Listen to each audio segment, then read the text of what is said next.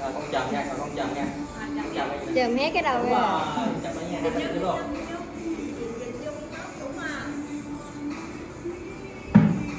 Rồi đi đi ba thì lại.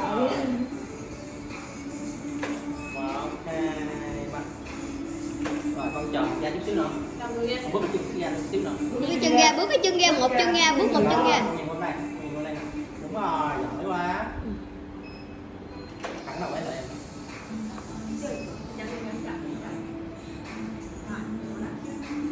Rồi. 1, 2, 3. 1, 2, 3. Rồi ánh mắt con nhìn máy luôn nha. Giữ nguyên nhìn máy. Vẫn vậy nhưng mà nhìn máy. Ok, có ta. Rồi mỉm cười với chú cái nè. Mỉm cười không? Ok. Rồi, con đứng đây con thật thật.